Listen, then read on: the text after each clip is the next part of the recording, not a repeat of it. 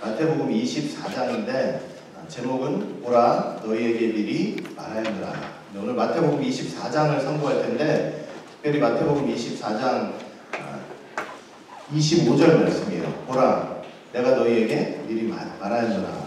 예수님께서 이미 종말을 앞두시고 그 종말에 대한 말씀을 다 미리 우리에게 일러주셨다는 그런 의미가 되는 것이죠. 자, 오늘 그래서 이제 마태복음 24장을 좀 하나씩 또 살펴보는 시간을 갖도록 하겠습니다. 마태복음 24장은 우리가 흔히 종말장이라고 말씀을 하고 있습니다. 어떤 내용들이 기록이 되어 있냐면 예루살렘의 멸망, 그 다음에 종말의 징조, 큰 환란, 앞으로 대환란이 있을 것이다. 예수님 재림 직전에 이제 7년 대환란, 엄청난 환란이 있을 것이다 라고 말씀을 하셨고, 그 다음에 예수님의 재림에 관해서도 말씀을 해주셨고, 또 종말의 시기, 그리고 종말을 당한 성도들을 향한 주님의 당부까지, 저런 내용들이 기록되어 있는 것이 바로 마태복음 24장이에요. 그래서 우리가 마태복음 24장을 종말장이라고 말씀을 하고 있습니다. 예수님께서 사실은 그 모든 일이 일어나기 전에 그렇게 미리 다 말씀을 해주신 거예요. 내가 너희에게 미리 다 말씀을 했다. 여러분, 다 말씀을 해주셨는데도 불구하고 우리가 준비를 하지 못한다면 그건 하나님의 잘못도 아니고 하나님의 책임도 아니고 바로 우리 자신의 책임이 되고 우리 자신의 잘못이 된다는 것을 먼저는 생각을 해야 할 것입니다. 잠언서를 보시면은 개미에게 가서 배우라고 그러더라고요. 개미에게 가서 배우라. 왜 그러냐면 잠언서 6장 6절부터 8절 보니까 게으른 자여 개미에게로 가서 그 하는 것을 보고 지혜를 얻으라. 개미는 두령도 없고 관역자도 없고 주권자도 없으되 먹을 것을 여름 동안에 예비하여 추수 때 양식을 모으느니라. 자, 개미에게 배우래요. 개미에게 지혜를 배우래요. 그러면 개미가 가지고 있는 지혜는 뭐예요? 방금 읽어보니까 여름 동안에 예비를 해가지고 추수 때 양식을 모은다 이렇게 말씀을 하고 있죠. 미리 대비를 해서 이제 준비를 하고 있는 거예요. 자, 잠언서 30장 24절부터 25절 말씀 봐도 땅에 작고도 가장 지혜로운 넷이 있나니 곧 힘이 없는 종류로되 먹을 것을 여름에 예비하는 개미와. 이제 네 가지를 말씀을 했는데 그 중에 하나가 뭐냐면 땅에 작으면서도 가장 지혜로운 것 중에 하나가 뭐냐면 개미라는 거예요.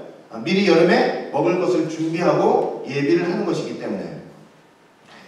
하다못해 저런 미물인 개미도 겨울을 위해서 준비를 하는데 하나님의 형상대로 창조된 사람이라면 하나님께서 미리 말씀해 주신 저 말씀을 통해서 마지막 때를 준비하는 그런 지혜를 가지고 있어야 된다는 것을 말씀을 하고 있는 것입니다. 여러분, 이미 예수님께서 말씀을 해주셨기 때문에 그 영적인 겨울을 맞이하기 전에 우리가 그 성경을 읽으면서 예수님의 말씀을 통해서 계시의 성취를 주시하면서 그렇게 하나님의 백성으로서 경건하게 살아가면서 대비하고 예비하는 삶이 분명히 우리에게는 이제 있어야 한다는 것입니다.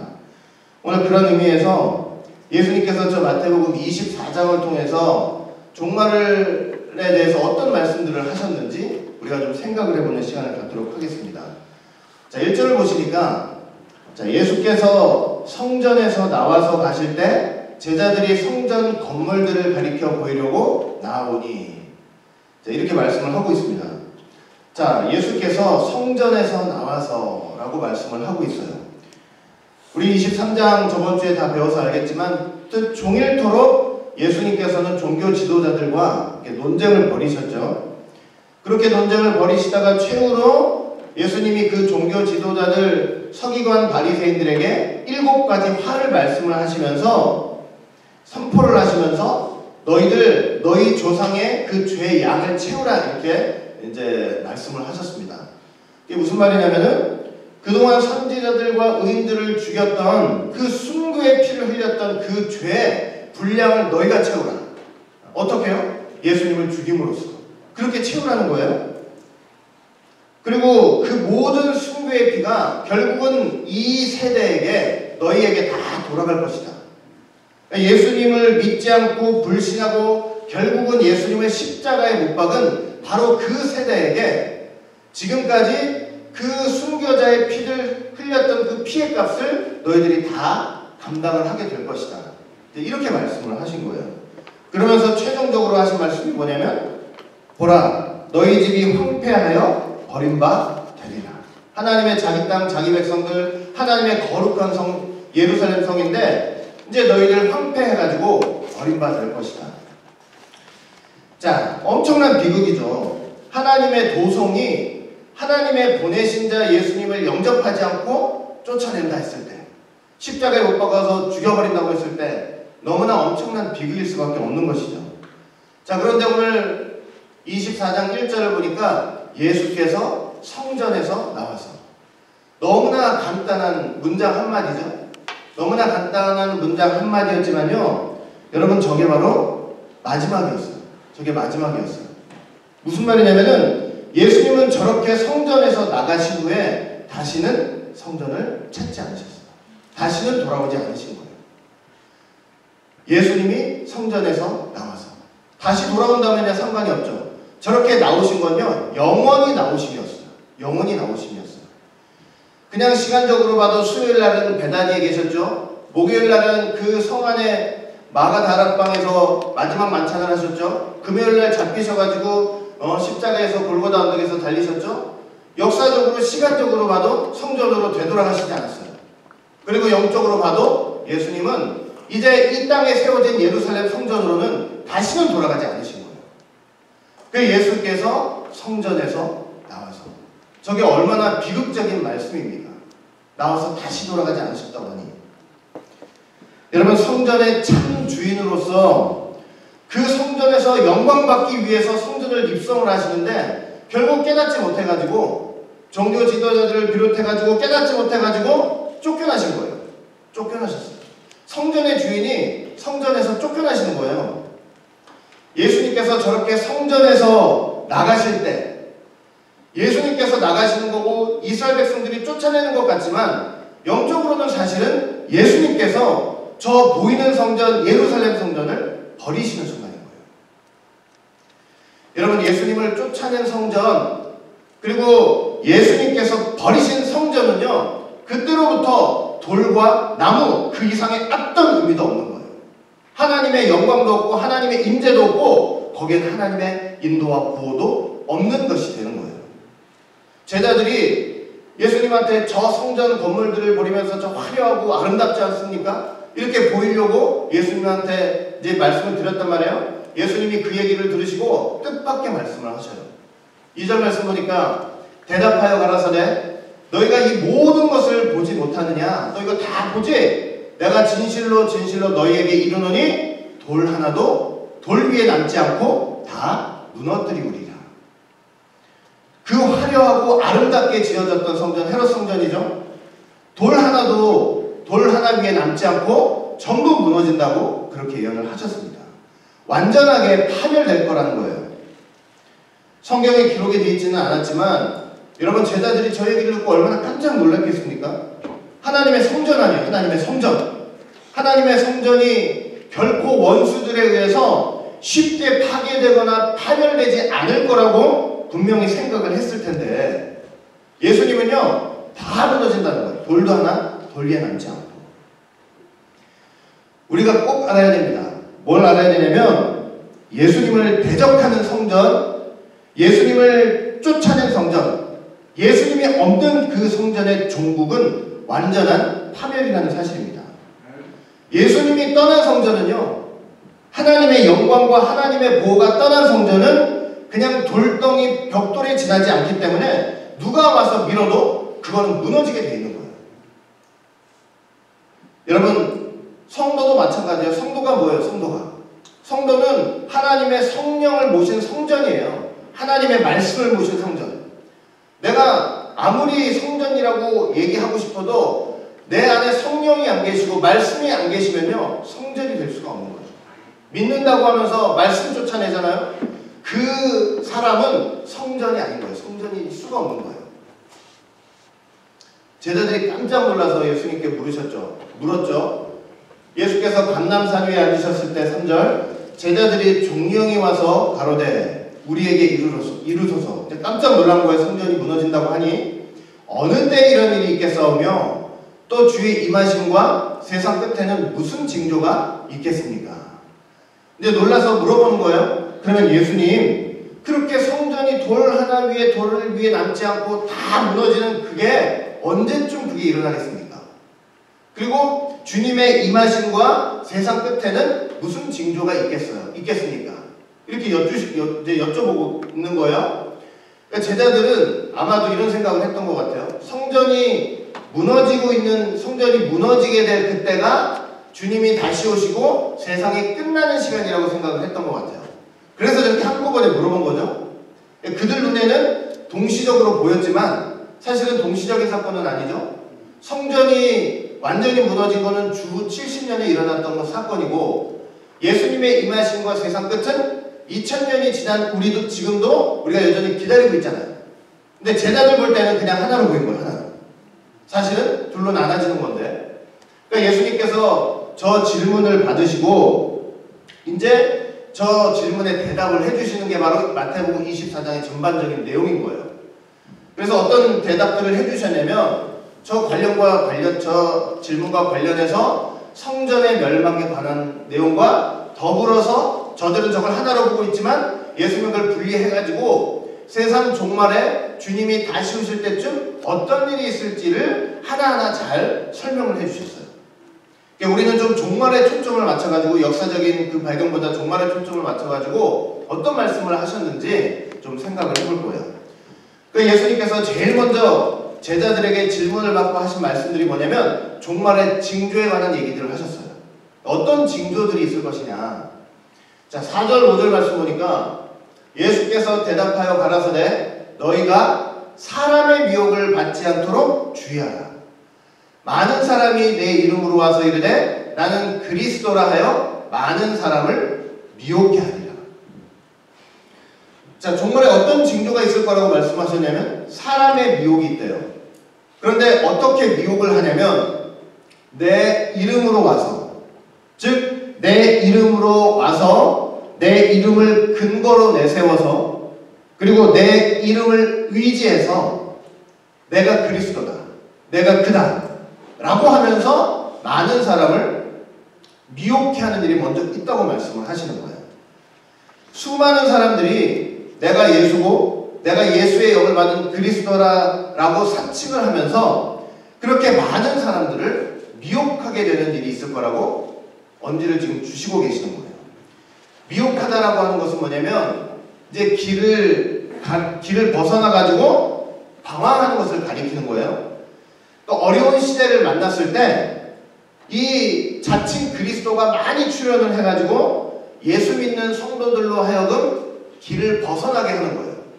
오직 예수만 믿는, 오직 하나님의 말씀만 붙잡고 가려고 하는 그 사람들을 그 믿음에서 이탈시켜가지고 그걸 벗어나게 하려는 그런 역사가 있다는 것을 말씀을 하고 계시는 거예요. 자, 6절하고 7절 보니까 또 어떤 징조들이 있냐고 말씀하셨냐면 난리와 난리 소문을 듣겠으나 너희는 삼가 두려워 말라.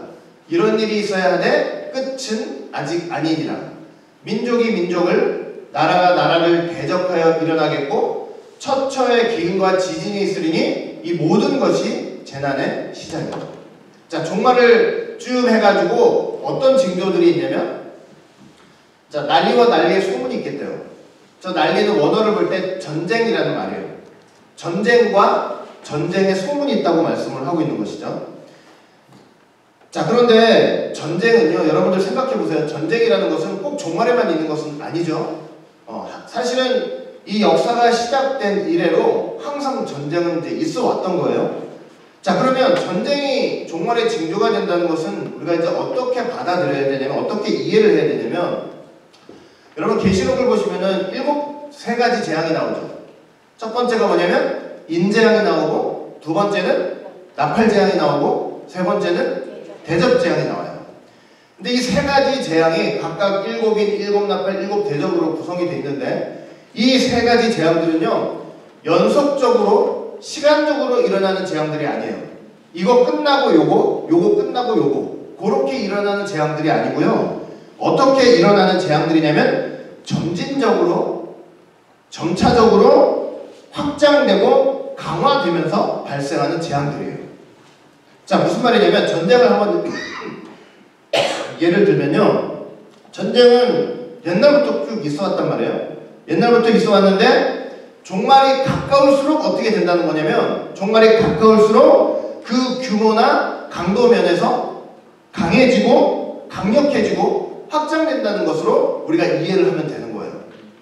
실질적으로도 옛날부터 전쟁이 쭉 이제 있어 왔지만 사실은 여러분들 가만히 생각해 보시면은 세계적인 대전이 일어난 건 다 언제 몰려 있어요? 전부 20세기에 몰려 있는 거예요. 지금 우리가 사는 이 시대에 몰려 있는 거죠.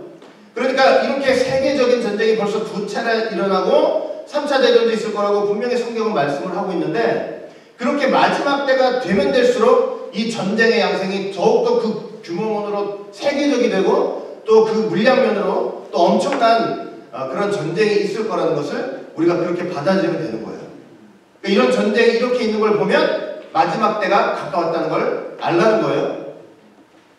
자, 그 다음에 저기 보면은 뭐라고 돼 있어요? 또 민족이 민족을 나라가 나라를 대적하여 일어난다. 저것도 이제 전쟁과 관련된 그런 내용이라고 보시면 되죠. 그리고 처처에 기근과 지진이 있겠네요. 뭐 기근과 지진도 역사적으로 항상 있었어요. 그러나 가면 갈수록 역시 전쟁과 마찬가지로 그 규모 면에서 또 강화되고 확장된다는 것을 우리가 그렇게 받아들이면 되는 거예요. 자, 그 보면은 보세요. 전쟁도 있고 기근도 있고 지진도 있어요. 그러니까 뭐냐면 지금 종말에 대해서 마지막 때가 되면 될수록 뭐냐면 역사도 종말이 가까웠다는 걸 증거하는 거예요. 저 전쟁을 통해서 자연도 저런 지진이라든가 이런 것들을 통해서 기근이라든가 이런 걸 통해서 점점 더 지금 때가 가까웠다는 것을 증언하고 있다는 것을 우리에게 지금 말씀을 하고 있는 거예요. 자, 그래서 실질적으로 여러분들 그 일곱 인 재앙 중에요. 보시면은 세 번째 인 재앙이 뭐냐면 세 번째 인 재앙이 검은 말과 검은 말을 탄 사람이 나타나는데 그게 바로 기근 재앙을 얘기해요. 그 다음에 여섯 번째 인 재앙이 있는데 그 여섯 번째 인 재앙은 뭐냐면 각 산과 섬이 제자리에서 떠난대요. 역시 이것도 이제 지진 재앙을 사실은 의미를 하고 있는 거죠. 자, 그렇게 분명히 일어난다고 말씀을 하고 있어요. 자, 그런데 기근과 지진 같은 경우에 사실은 영적인 의미도 있어요. 기근, 영적 기근도 있는 거죠. 이제 아모스서를 보시면 거기 뭐라고 되어 있냐면 내가 기근을 보내리니 기근을 보내신대요. 마지막 때 양식이 없어 주림이 아니요 물이 없어 가람이 아니요 여호와의 말씀을 듣지 못한 기갈. 여호와의 말씀을 듣지 못한 기갈이 있대요. 말씀을 구하려고 이 바다에서 저 바다까지 북에서 동까지 비틀거리며 구하려 하나 말씀을 얻지 못하게 되는 그런 영적 기근도 분명히 있다고 말씀을 하시는 거예요. 지진도 이 산과 뭐 섬이 이렇게 움직이는 지진도 있겠지만 영적 지진도 있어요. 영적 지진은 뭐냐면 지금까지 절대로 움직이지 않으리라고 생각했던 모든 부동의 가치들이 흔들리는 지진이에요.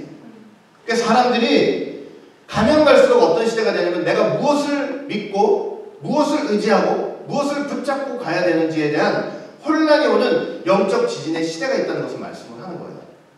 그러니까 여러분 우리가 예수님만을 꼭 붙들지 않고 있으면요 마지막 때 저런 영적 지진 속에서 사실은 흔들리고 있는 사람들인 거예요. 꼭 눈에 보이는 지진이 나서 거기서 왔다 갔다 하는 게 아니고 예수님 붙잡지 못하고 있으면 이미 그 사람은 영적으로 뭐 하고 있는 거예요? 엄청난 진동 속에서 흔들리고 있는 사람인 거예요. 본인이 못 깨달아서 그렇지. 저 모든 것들이 바로 재난의 시작이라고 말씀을 하고 있어요.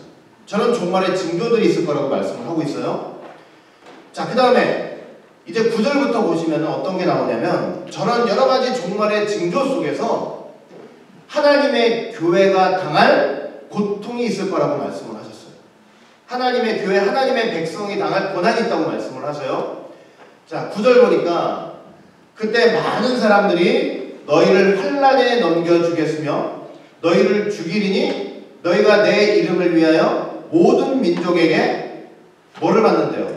미움을 받으리라 이렇게 말씀을 하고 있어요. 자, 이제 종말이 가까우면 가까울수록 너희들이 그 사람들이 너희를 예수님의 제자들을 가리키는 거죠. 예수님 믿는 사람들을 가리키는 거죠. 환란에 넘겨준대요. 교회 너희들은 제자들이고 교회예요. 환란에 넘겨주는데 환란이라는 말은 헬라어로 들립시스라는 단어인데 압박이나 탄압이나 곤란을 가리켜요. 저거는 외부적인 요인으로 인해서 당하는 아주 곤란한 처지를 가리키는 거예요. 그러니까 실질적으로 외부적인 탄압과 핍박이 있다는 것을 말씀을 하고 있는 거예요. 여러분 초대교회만 봐도 사실은 사도 바울도 얼마나 수도 없이 매를 맞고 또 각종 위험 속에서 여러 번 죽을 뻔하게 되고 결국은 마지막 때는 어떻게 돼버렸어요? 참수당했잖아요. 목이 댕강 날아가는 참수를 당했잖아요. 여러분 예수님의 12 제자들도 한번 생각해 보세요. 예수님의 12 제자들도 전 정상적으로 죽은 사람이 없어요. 나이 많아가지고 편안히 자기의 향수를 다 하고 간 사람이 없단 말이에요. 하나같이 다 어떻게 죽게 되면 십자가에 거꾸로 매달려서 죽어요. 목베임을 당해서 죽어요. 창에 찔려서 죽어요. 높은 데서 떨어져가지고 죽어요. 활에 맞아서 죽어요. 돌에 맞아서 죽어요. 기름가마에 들어갔다 나와요.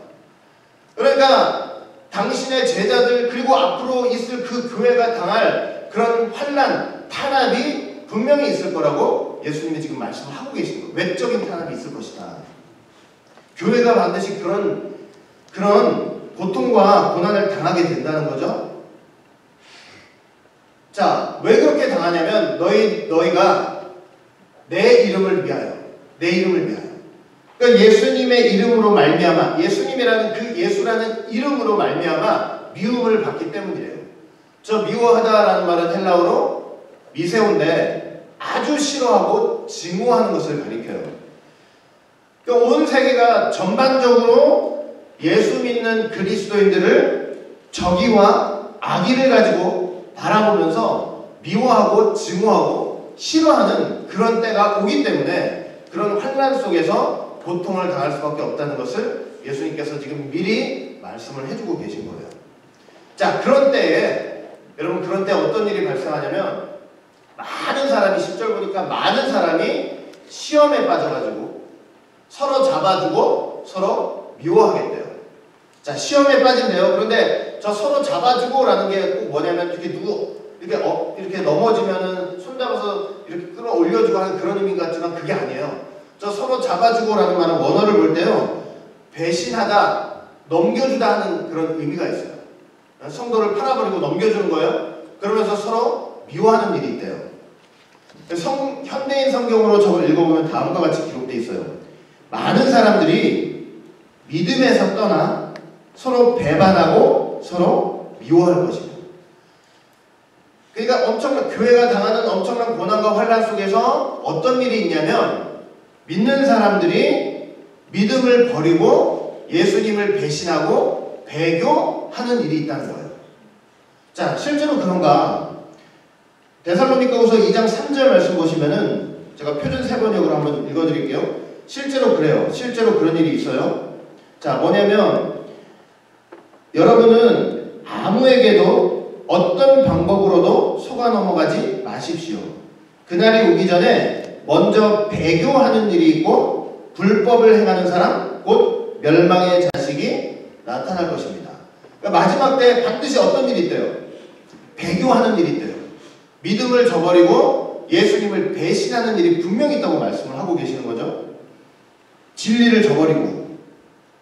자, 그러니까 엄청난 환난 속에서 믿음을 저버리고 시험에 들어가지고 믿음을 저버리고 배교를 하면서 이 사람 고발해서 팔아버리고 서로 미워하면서 그렇게 분열되는 역사가 반드시 있을 거라고 지금 말씀을 하고 계시는 거죠. 자, 그런 와중에 또 어떤 일도 있냐면 11절 보니까 거짓 선지자가 많이 일어나서 많은 사람을 미혹하게 하겠다고 말씀을 하고 있어요. 그러니까 저렇게 고난을 당할 때 가장 교회가 주의해야 될 게 뭐냐면 거짓 선지자예요. 거짓 선지자, 거짓 예언자들이 일어나가지고 시험에 들어가지고 서로 배신하고 예수님 믿음을 버리고 서로 미워하고 이렇게 분열되는 상황 속에서 저 거짓 선지자, 거짓 예언자들이 일어나가지고 그 틈을 타가지고 더욱더 많은 사람들을 미혹하게 하는 역사도 있다는 것을 말씀을 하는 거예요. 12절 보니까 불법이 성함으로 많은 사람의 사랑이 식어지리라. 불법은 한마디로 말하면 뭐냐면 말씀이 없는 상태를 가리키는 거예요. 온갖 거짓과 배신과 서로가 그 배교와 그 다음에 잘못된 가르침만 있을 뿐이지 말씀이 없어요. 말씀이 부재예요. 그 결과 많은 사람의 사랑이 식어진대요. 하나님의 말씀이 없이 불법과 분열로 인해서 내적인 분화가 더욱더 심해지고 서로 간의 사랑이 식어지고 미움만 가득하게 되는 때가 온다는 거예요. 그러니까 여러분들 정말 예수 믿는 우리 성도들이요, 이 예수님을 중심으로 사랑으로 하나로 꽉 돼 있지 않잖아요. 그러면 저렇게 시험이 오는 때 분열하고 불화하게 돼 있어요. 그런 틈에 거짓 선지자들도 틈타게 돼 있는 거고, 서로 의심하게 되고 사랑이 사라지고 서로 간의 거리감이 조성되고 파당이 생겨나고, 그래서 어떤 파에 들어가야만 그게 그 사람을 인정해 주는 거예요. 그러면서 사랑은 점점 식어가는 거예요. 그런 때가 있을 거라고 말씀을 하고 있는 거예요. 그러면서 13절 보니까 그러나 끝까지 견디는 자는 구원을 얻으리라. 끝까지 견디는 자. 저 견디다라고 하는 것은 결국은 어떤 의미가 있냐면요, 여전히 그 자리에 서다라는 의미가 있어요. 견디는 자라고 했을 때 견디다라는 말이 어떤 의미가 있다고요? 여전히 그 자리에 서 있는 거예요. 여전히 그 자리에 서 있는 거예요. 그러면 여전히 그 자리에 서 있다고 할 때 그건 장소적인 개념이 아니에요. 장소적인 개념이 아니고 오직 예수님이 선포하신 그 진리의 자리, 그 말씀의 자리를 가리키는 거예요. 여전히 그 자리에 서가지고 끝까지 견디는 자는 결국은 구원을 얻는다는 거예요. 계시록 14장 12절 보면 성도들의 인내가 여기 있나니 저희는 하나님의 계명과 예수 믿음을 지키는 자니라. 끝까지 하나님의 말씀과 예수의 믿음을 지키는 자가 구원을 얻는다. 그러면서 자 14절 어떤 말씀을 하시냐면 이 천국 복음이 모든 민족에게 증거되기 위하여 온 세상에 전파되리니 그제야 끝이 오리라. 자, 예수님이 재림해가지고 분명히 이렇게 지금까지 쭉 말씀을 드렸지만은 예수님 말씀하신 대로 보면은 교회가 고통당한 때가 분명히 오는 거예요. 고난을 당해요. 그러니까 주님의 교회는요, 이 예수님 다시 오시기까지 계속적으로 고난과 고통을 통과해야 된다는 것을 우리는 반드시 기억을 하고 있어야 돼요. 고통과 고난을 통과하지 않고 예수님 맞이할 수가 없어요. 제대로 믿음으로. 솔직히 말해서 여러분, 우리 소가지를 한번 보시라고요. 우리 소가지를 한번 보시라고요. 이런 소가지 가지고 내가 하나님의 백성이라고 얘기를 할 수 있겠느냐. 이런 소가지 가지고 누가 천국 간다고 그러면은 아멘 하지만, 야, 이런 소가지 가지고 천국 가면 그게 천국일까? 이런 생각 나도 모르게 하게 되잖아요. 여러분, 그렇기 때문에 뭐냐면 하나님께서 반드시 자기 백성을, 교회를 그 풀무불과 같은 고난과 고통의 그 현장을 다 지나가게 만드시는 거예요. 쇠물도 그렇게 지나가야만 그 불순물들이 다 제거가 되듯이 하나님께서 그런 고통 속에 당신의 교회를 집어넣고 연단을 해가지고 불순물이 없게 정금 같은 믿음으로 만드시는 과정이 꼭 있게 되는 거예요. 여러분, 사람이 보세요. 지금 내가 내 주변에 아무 일이 별 일이 없고 늘 편안하고 돈 잘 벌고 하면은 사람이 기도하는 게 그게 쉽지가 않아요. 예? 근데 나한테 생각지도 못한 어려움이 와요. 물질적으로 고통이 와요. 그러면 정상적인 신앙이라면, 내가 진짜 믿는 사람이라고 하면 그 문제를 가지고 얼마나 간절하게 하나님을 찾냐고요. 뭐 그런 순간에도 하나님 안 찾는 거는 내가 할 수가 없어요. 뭐라고 말을 드릴 수가 없어요. 근데 그 순간에 정상적인 신앙이라면 얼마나 하나님을 간절히 찾냐고요. 하나님만 바라보고 하나님만 의지하고 어떻게든 도와달라고. 그럼 그 순간에는요, 저것이 틀렸다는 틈이 없는 거예요. 하나님이 고난을 통해서 자기 백성을 정결케 만드시는 거예요. 그러니까 항상 고난 속에서 하나님이 자기 백성을 끄집어 내오시는 거예요.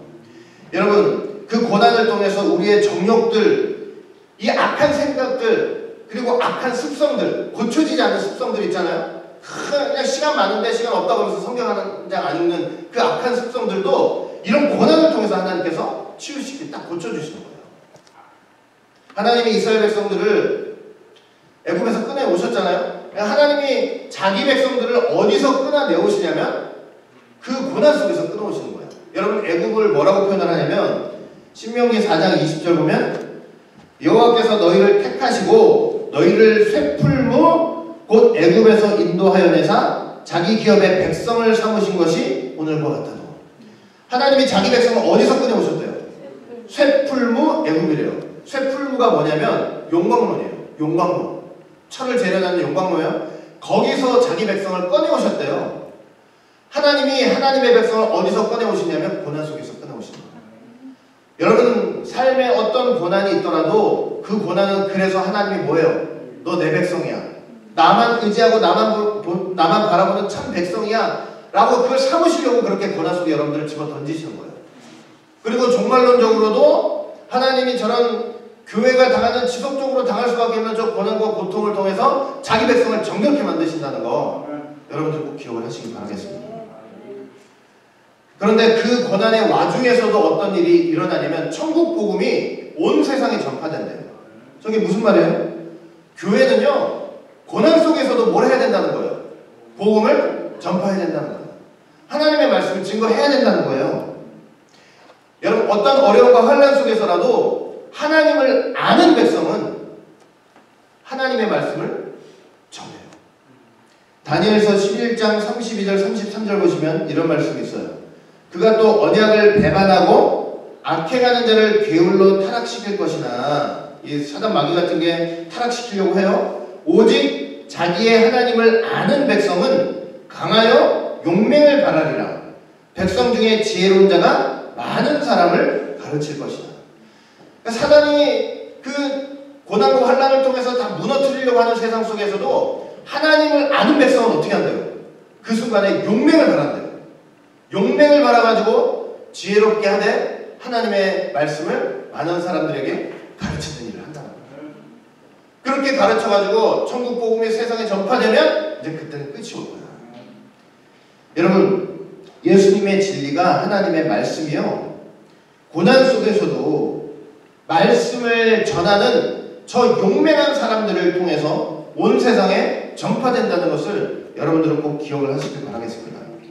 저런 역사를 통해서 하나님이 온 세상에 흩어져 있는 자기 택하신 백성들을 모으시는 거예요. 여러분 이 세상이 왜 아직도 멸망하지 않고 이러고 있는 거예요? 왜? 왜냐면 아직까지 하나님께서 자기의 택한 백성들을 다 부르지 않으셨기 때문에. 그러나 택한 백성들이 다 하나님이 100명을 예정했어요. 그 100명이 다 부르심을 받았다면 이제 그때는 끝이 오는 거예요. 우리의 사명이 바로 택한 백성들을 향해서 하나님의 말씀을 증거하는 사명이 그래서 돼야 된다는 것입니다. 자 15절부터 보시면요. 자 15절부터는 이제 어떤 말씀을 하셨냐면은 이제 대환란에 대해서 말씀을 하세요. 자, 교회가 당하는 환란이 있어요. 이제 종말의 징조들이 여러 가지가 있어요. 그 속에서 교회가 환란을 당해요. 이제 그걸로 끝이 아니고 뭐가 있냐면 예수님 재림 직전에 대환란이 있는 거예요.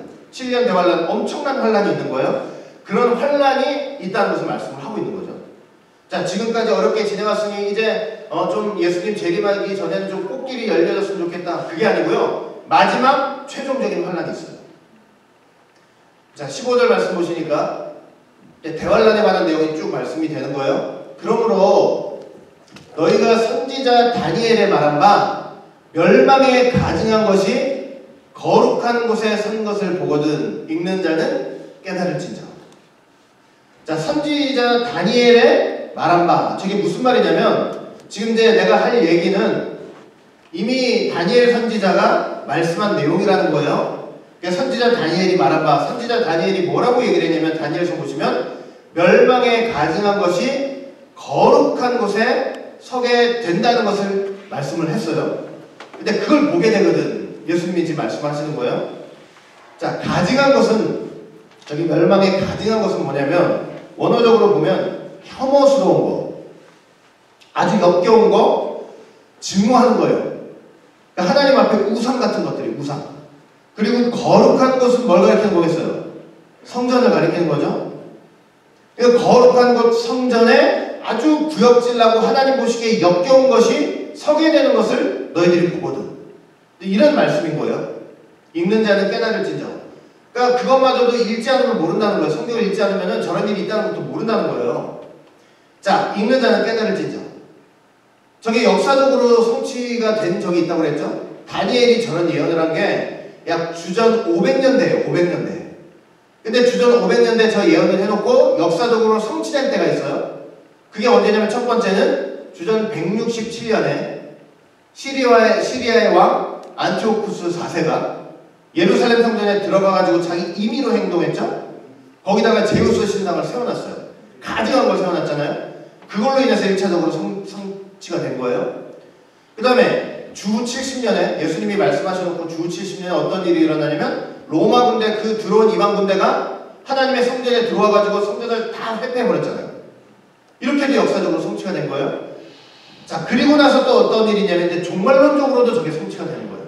종말론적으로도 멸망에 가증한 것이 거룩한 곳에 서게 되는 일이 마지막 때도 있는 거예요. 그런데 그 순간부터 뭐가 시작이 되는 거냐면 소위 말하면 대환란이 시작되는 거예요. 그 순간부터. 그러면 저 멸망에 가증한 게 거룩한 곳에 선 것을 우리는 어떻게 해야 돼요? 보거든 읽는 자는 깨달으라고 했으니까 보고 우리가 깨달아야 되겠죠. 깨달아야 돼요. 깨달아야만 이게 지금 어떤 상황 속에서 이게 되는지 알 수 있는 거 아니에요? 자, 그런데 저 멸망에 가증한 것에 대해서 여러 가지 측면으로 얘기할 수도 있겠지만 사도 바울이 뭐라고 얘기를 했냐면 데살로니가후서 2장 4절 말씀 보시면 다음과 같이 얘기를 했어요. 데살로니가후서 2장 4절 뭐라고 말씀했냐면 저는 대적하는 자라 범사에 일컫는 하나님이나 숭배함을 받는 자 위에 뛰어나 자존하여 하나님 성전에 앉아 자기를 보여 하나님이라 하느니라. 자, 사도 바울이 어떤 얘기를 했냐면 마지막에 어떤 일이 있다고 얘기를 했냐면 먼저 배교하는 일이 있어요. 신앙들을 배신하는 일이 있다고 했어요. 자, 그런데 누가 나타날 거라고 얘기를 했냐면 대적하는 자가 나타날 거래요. 하나님을 대적하고 하나님의 진리 예수님을 대적하는 자가 나타날 거래요. 그런데 그 대적하는 자는 어디에 앉아야 되면 하나님의 성전에 앉아 있어요. 하나님의 성전에 앉아가지고 자기를 보이면서 자기를 나타내면서 자기를 드러내면서 하나님을 드러내고 나타내는 게 아니고 자기를 그러면서 뭐라고 하냐면 스스로를 하나님이라고 얘기를 한다는 거예요. 그러니까 그런 일이 마지막 때 분명히 있을 거라고 얘기를 하고 있는 거예요. 그리고 그때부터 뭐가 시작이 되는 거냐면 대환란이 시작될 거예요. 어마어마한 이제 교회가 당할 마지막 환란이에요. 엄청난 대환란이 시작이 되는 거예요. 자, 그렇게 환란이 시작되면 어떻게 해야 되느냐 예수님이 말씀해 주셨어요. 그때 유대에 있는 자들은 산으로 도망할지어다. 지붕 위에 있는 자는 집안에 있는 물건을 가질러 내려가지 말며 밭에 있는 자는 겉옷을 가질러 뒤로 돌이키지 말지어다. 이렇게 권면을 하셨어요. 자, 어디로 도망을 하래요? 산으로 하라고 그랬잖아요. 여러분 이스라엘 역사나 이 유대인들한테 있어서 산이라는 거는 되게 특별한 의미예요. 여러분 구약 성경을 쭉 보셔도 산은 이스라엘 백성들에게 있어서 산은 하나님의 보호와 도움의 근원지라고 생각이 됐어요. 모세가 하나님을 만난 곳도 산이었죠. 이스라엘 백성들이 십계명을 받은 것도 산이었고 예수님께서 그 복음의 진수인 산상수훈을 말씀하실 때도 산에서 하셨고 지금 여기서도 이 지금 종말의 말씀을 하시는 것도 감람산에서 전부 산에서 하시는 거예요. 그러니까 산은 하나님이 임재하시고 하나님의 말씀이 선포되는 곳이고 하나님의 영광과 하나님의 인도와 보호가 있는 곳이에요. 자, 그러니까 여러분 거룩한 곳이 더럽혀지고 그 다음에 성전 안에 대적하는 자가 있게 되는 그 때가 되면 어떻게 하라는 거예요? 산으로 도망하라는 거죠. 그렇게 산으로 도망하라는 것은 눈에 보이는 산으로 도망하라는 그런 의미가 아니고 바로 하나님 앞으로 도망가라는 것이고 지금까지 듣고 배웠던 그 말씀 앞으로 그 진리 앞으로 하나님의 인도와 보호 앞으로 너희들이 도망을 가야 된다는 그런 의미가 있는 거예요. 그게 환란 마지막 대환란을 만난 성도들의 최선의 피난처예요. 최선의 피난처. 어디 저 숨을 곳이 있고 안전한 이 땅에는 그게 하나도 있을 수가 없어요. 하나님의 말씀만이 피난처예요. 근데 그 말씀이 뭐예요? 지금까지 여러분들이 교회에서 듣고 배워왔던 그 말씀 앞으로 도망을 가는 거예요. 그래야만 그 믿음을 지킬 수 있기 때문에. 그래서 도망간다고 할 때, 도망가라고 그랬잖아요. 도망가라고 할 때 저 비겁한 거 아니냐? 천만에 비겁한 게 아니에요. 비겁한 게 아니고 너희들 본래 자리로 돌아가는 소리예요. 본래 자리로 돌아가라. 하나님의 말씀이 있는 그 본래 자리로 돌아가야 된다. 신앙이 배교가 되고 이 엉터리 같은 인간이 하나님이라고 성전에서 뻥뻥거리는 때 너희들은 본래 자리로 돌아가야 돼. 하나님이 계신 하나님의 말씀이 선포되는 본래 자리로 돌아가야 돼. 라고 말씀을 하시는 거예요. 그리고 그렇게 돌아갈 때는 어떻게 해야 되냐면 지붕 위에 있는 자는 집 안에 있는 물건을 가지러 간다고 집 안으로 들어가지 말래요. 예를 들어 여러분 지붕에 보면은 바깥으로 내려가는 계단도 있고 집 안으로 들어오는 계단도 있어요. 바깥으로 계단을 나가서 산으로 도망을 가야 돼요. 엄청난 환란이 왔어요, 여러분. 여러분들이 때마쳐 지붕에 있네. 그 여러분들은 그 집안에 귀한 것들 가지러 가려고 집 안으로 내려오는 계단으로 내려오실래요? 산으로 도망가려고 산 밖으로 나가는 그 계단으로 내려가실래요? 여러분들은 어디로 내려오실래요? 그 귀한 것들 어떻게 하려고? 진짜로 집 안으로 내려오시지 않으실 거죠? 네. 여러분 하나님의 성령이 역사해주지 않으면요 그 순간에도 물질이 보이는 거예요. 내가 저거 안 가져가면 난 죽을 텐데. 그때도 물질이 그 사람한테 구원자가 되는 거예요. 빨리 산으로 도망가야 되는데. 밭에 있는 자는 뭘 하래요? 겉옷이 유대인들한테 얼마나 중요해요. 그거 가지러 간다고 뒤를 돌이키지 말라는 거예요. 뒤를 돌이키지 말라. 여러분 소돔과 고모라가 불로 심판을 당할 때 두 천사가 롯에게 말한 게 있어요. 자, 말한 게 있는데 그걸 여러분들이 꼭 기억하셔야 돼요. 뭐라고 얘기하냐면 도망하여 어떻게 하래요? 도망하라는 거예요. 도망하여 생명을 보존하라. 돌아보지 말라는 소리예요. 들에 머무르지 말아요. 들에 왜 머무르면 안 돼요? 여러분 산으로 가지 않고 들에 남아있으면 그 들은요 하나님의 심판이 임하는 장소이기 때문에 그래요. 들에 머무르지 말고 산으로 도망해서 멸망함을 면하라 이렇게 말씀했어요. 도망해야 돼요. 뒤를 돌아보지 말아야 돼요. 가다가 들에 머물면 안 돼요. 이쯤 되겠지. 이쯤이면 되겠지. 이쯤이면 되는 게 어디 있어요? 하나님 말씀 있는 곳으로 가야지. 이쯤이면 내 생각으로 이쯤이면 어느 정도 도망되겠지. 그런 게 어디냐고. 무조건 산으로 가야 돼요. 롯의 처가 뒤를 돌아보다가 소금기둥 된 거잖아요. 그렇죠? 그러니까 도망갈 때는 환란을 만나서 도망갈 때는요 세상에 미련을 갖지 말아야 돼요. 그 순간 절대로 미련 갖지 말고 그냥 말씀 앞으로 도망가야 돼요. 19절 보니까 어떤 말씀도 하시냐면 그날에는 아이벤 자들과 젖먹이는 자들에게 화가 있대요. 아이벤 자들과 젖먹이는 자들. 그러면은 대환란에서 도망갈 때 아이벤 배지도 말아야 되고 그러면 막 가난하게 나서 그 먹이는 사람들은 어떡하냐고 이렇게 우리가 인간적으로 생각할 수가 있죠. 근데 여러분 실질적으로 역사적으로 볼 때 주 70년에 로마 군대가 이스라엘 이제 완전히 멸망시켰잖아요. 예루살렘 멸망시켰죠. 정말로 그 멸망의 와중 중에 너무나 고달프고 힘들고 많이 핍박당하고 많이 죽고 가장 고통당했던 그 계층이 뭐냐면 바로 저런 사람이에요. 아이를 뱄으니 그 아이 뱄 여자가 도망을 갈 수 있냐고요. 갓난아이를 놓고 어떻게 도망을 하냐고. 그래가지고 그 성 안에 그 예루살렘 성 안에 저 아이 뱄 자들도 젖먹이는 자들 그 어린애들 그렇게 많이 죽었다는 거예요. 역사적으로도 볼 때. 영적인 의미를 알아야 되겠죠. 아이 뱄 자는 뭐예요? 아이 뱄 자. 아이를 뱄어요. 그러니까 임신을 했지만 아직 아이를 낳지 못한 거죠. 네? 근데 여러분 계시록 12장 보시면은 해를 입은 여자가 있죠. 해를 입은 여자가 임신을 했어요. 임신했을 때 광야로 도망갔다는 얘기 있어요? 없어요? 아이를 낳고 광야로 도망을 가는 거예요. 아이를 낳지 않으면요 광야로 도망갈 수가 없어요. 하나님의 말씀을 듣기만 하는 자는요 도망가지 못해요. 하나님 말씀에 순종해서 열매를 맺는 자가 이 말씀의 열매를 내놓는 자가 도망이 가능하다니까요. 하나님 앞으로 도망갈 수가 있어요. 말씀 앞으로 도망갈 수 있어요.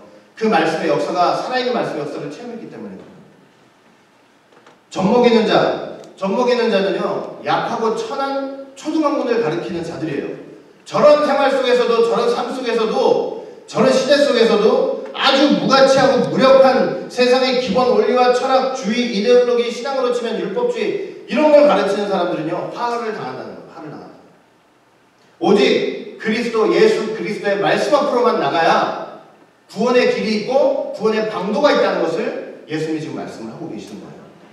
20절 보면요, 너희의 도망하는 일이 겨울에나 안식일에나 되지 않도록 기도를 하래요. 우리가 도망을 할 때 겨울이 돼서도 안 되고 안식일이 되지 않도록 기도를 하래요. 겨울은 왜? 여러분, 겨울과 안식일의 공통점이 뭐예요? 네? 겨울과 안식일의 공통점은 뭐냐면 쉽게 도망가기가 어려운 때예요. 도망갈 수가 없어요. 자, 겨울은 왜 그래요? 여름에 도망가는 게 쉬워요? 겨울에 도망가는 게 쉬워요? 여름에 도망가는 게 훨씬 쉽겠죠? 겨울은 춥잖아요? 움츠러들잖아요? 안식일에는 왜 안 돼요? 안식일은 일하지 말라고 그랬죠? 일하지 말라는 그 규례를 이제 얼마 이상 걸어 다니지도 말라고 규례를 만들어놨단 말이에요. 그러니까 저 두 날에는 도망할 수가 없어요. 그래서 겨울에나 안식일에 되지 않도록 기도하라. 그러면 우리가 생각해야 될 건 영적 겨울이겠죠. 영적 겨울을 만난 사람들은 못 도망가요. 환난을 만났을 때. 그 영적 겨울이 뭔지 아세요? 영적 겨울? 겨울이 춥잖아요. 영적 겨울도 뭐냐면 영적으로 추운 거예요. 영적으로 추워요. 영적으로 추위. 그 추위는 영적인 공포감을 얘기해요. 그러면 왜 영적으로 춥고 영적으로 공포감이 생기냐면요, 어떤 사람들이 그렇게 생기는 거냐면, 여러분들 왜 무서워요? 하나님 앞에 왜 두려워요? 죄가 있으니까. 근데 죄가 있기 때문에 두려운 건 사실이지만 회개하지 않으니까 두려운 거예요. 회개하면 용서해 주신다는 그 언약 안에 있으면 두려울 게 뭐가 있어요? 자유롭지? 그러니까 왜 영적으로 추워지냐면요, 회개하지 않고 있기 때문에 추워지는 거예요. 영적 겨울을 왜 만나는지 아세요? 영적 겨울을 당한 사람들은 뭐냐면 회개하지 않는 심령이에요. 하나님 앞에 도망갈 수가 없어요. 회개하지 않으니까 하나님 앞에 도망갈 수가 없는 거예요. 회개하지 않는 심령이 어떻게 하나님 앞에 도망가냐고. 안식일도 마찬가지죠. 저 율법주의 신앙이에요. 율법주의 신앙은 정죄하잖아요. 정죄. 너 죄인이야. 그러면 내가 죄인이라고 생각하면서 내가 어떻게 하나님 앞에 도망가냐고. 양심이 있으니까 안 되죠. 그러니까 여러분, 정말로 예수님께서 말씀하셨다시피 진리 안에서 자유함, 그 진리가 주는 자유함을 이렇게 체험하지 못한 사람들은, 예수님의 진리가 주는 자유함을 체험하지 못한 사람들은 도망갈 게 없어요. 그러니까 여러분들이 다 어떤 사람들이 되어야 되냐면 예수의 진리 안에서 자유함을 얻은 사람. 근데 이 자유함은요, 내 마음대로 생각하고 내 마음대로 행동하는 그 자유함이 아니라고 그랬어요. 영적인 자유함이에요. 모든 죄와 사망과 정죄의 속박에서 벗어난 자유함을 가리키는 거예요. 그런 자유함이 있는 사람들만이 도망갈 수 있는 거예요. 자, 21절, 22절 보면 그 대환란의 성격을 말씀해 주고 있어요. 이는 그때에 큰 환란이 있겠습니다. 근데 엄청나게 큰 환란이에요. 창세로부터 지금까지 이런 환란이 없었고 후에도 없으리라. 그러니까 전무후무한 환란이에요. 이 마지막 환란은 그날들을 감하지 아니할 것이면 모든 육체가 구원을 얻지 못할 것이나 그러나 택하신 자들을 위하여 그 날들을 감하시리라. 엄청나게 혹독한 환란이에요. 대환란이라는 게 얼마나 혹독하냐면요, 그 날을 감하지 않으면 모든 육체가 구원을 얻지 못한대요. 그래서 어떤 은혜가 임해요? 하나님 누구를 위해서? 자기의 택하신 백성들을 위해서 그 날들을 감하시리라. 이렇게 딱 절단해버린다는 의미예요. 그 날들을 절단해버리시고 줄여주시는 거. 그런 은혜가 있기 때문에 택하신 백성들이 그 환란 속에서도 살 수 있는 거예요. 난 죽어. 이제 하나님 나 죽습니다 하는 그 순간에 하나님 어떻게 해주시는 거예요? 죽습니다 하면서 하나님만 바라보고 있는 그 순간에 하나님께서 건져주시는 거예요. 나 죽습니다. 하나님 나 죽습니다 하는 순간요, 거기에 인간적인 생각이 있고 거기에 그 더러운 불순물 찌꺼기가 어딨냐고요. 하나님만 바라보는데. 우편 강도가 예수님한테 그랬죠. 예수여 당신의 나라에 임하실 때 나를 생각하소서. 거기에 어떤 불순물이 있냐고요. 예수님만 바라보는 그 마음에 100% 그거는 예수님만 바라보는 그 마음이지 거기에 불순물이 뭐가 있냐고요. 그런 순간에 하나님 건져주시는 거예요. 자, 이제 23절부터를 보시면은 이거예요. 이제 저런 환란의 때를 성도들이 만날 텐데, 그런 환란의 때를 만난 성도들에게 대해서 예수님께서 신신당부 권면하는 말씀이 나요. 아주 신신당부하면서 권면을 하시는데 23절 보니까 그때 사람이 너희에게 말하되 보라 그리스도가 여기 있다 혹 저기 있다 하여도 믿지 말라. 이건 벌써 교회가 늘 있는 고통 속에서도 저런 일이 있죠. 근데 대환란을 만나서도 이런 일이 있대요. 여러분 대환란을 만나가지고 사람의 마음이 얼마나 약해지겠냐고요. 지금 편안하니까 예수님만 바라보지 엄청난 환란이 왔어요. 환란이 빠졌어요. 사람들이 서로 시기하고 서로 붙잡아주지 않고 서로 배신하고 배교하고 사랑이 식어요. 10명이 있는데 10명이 생각이 다 달라. 그러면 그런 순간에 여러분들은 얼마나 혼란이 오겠냐고요. 혼란이. 그럼 그런 순간에 누가 딱 왔어요. 누가 와가지고 야 그리스도가 저기 있대. 그리스도가 여기 있대. 그러면 여러분 어떻게 되기 혼란 어떻게 되기가 쉬워요. 그냥 귀가 나팔나팔 해가지고 글로 가기 쉽단 말이에요. 사람이 어렵고 물에 빠지면 지푸라기라도 그게 내 구원이라고 생각을 하니까. 그런데 야 너희들 그런 때가 돼서 그런 소문을 혹시 듣더라도 절대 그 소문에 어떻게 하래요? 귀를 기울이지 말라는 거예요. 예수님은 그렇게 오시지 않는다는 거예요. 24절에도 거짓 심지어 어떤 일이 있냐면 거짓 그리스도들과 거짓 선지자들이 일어나서 어떻게 한대요? 큰 표적과 기사를 보여 할 수만 있으면 택하신 자들도 미혹하게 하리라.